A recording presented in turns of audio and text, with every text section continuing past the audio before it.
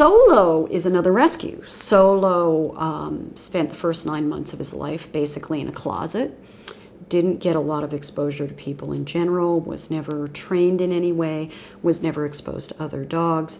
And then when he did have exposure, he never met men. So we're getting him to look while we ask somebody to gradually approach. There's no sense in having somebody approaching if the dog's reacting and the dog can't focus on you, because then you can't reward the dog for not reacting.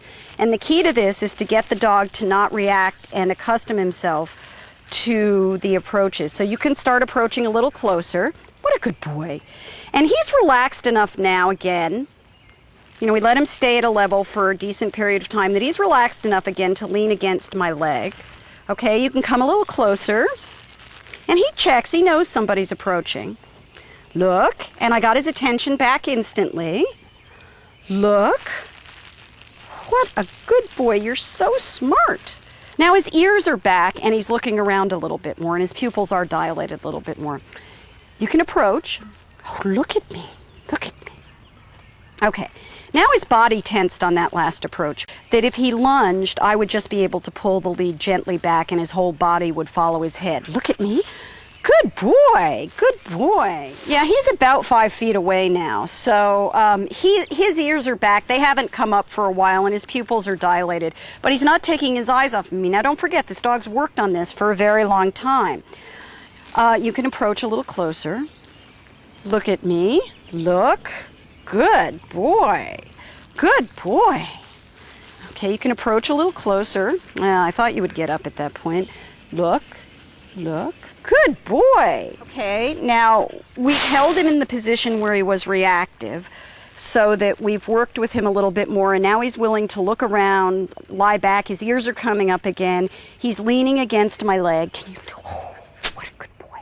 So he's much more comfortable than he was a few minutes ago. So now that he's comfortable at this distance, we'll have the approacher approach again. You can come a little closer. Look at me. Look. You can come a little closer. Look at me. Oh, what a good boy. What a good boy.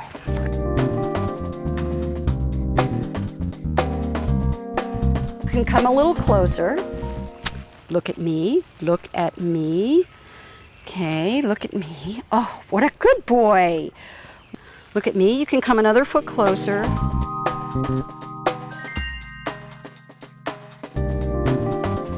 Look at me. Look at me. Good boy. Look at me. Look at me. Good boy. He reacted there. He checked. He came right back to me. Look at me. You can move some more. Look at me. Look.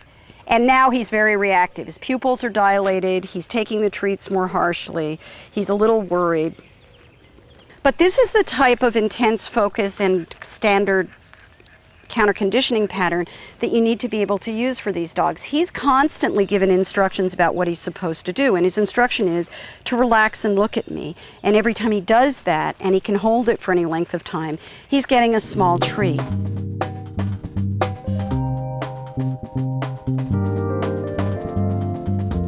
This way, he's not learning to be more reactive. Of course, you've got to do this a lot before they can go out in the real world, because most people don't work at this speed. And you saw how much less reactive he came if we worked very, very, very slowly. Could we have gotten him to bite somebody? Absolutely. It would have been good video, but a really horrible idea for a behavior specialist, because the point is that you never do anything that's going to get in the way of the dog improving.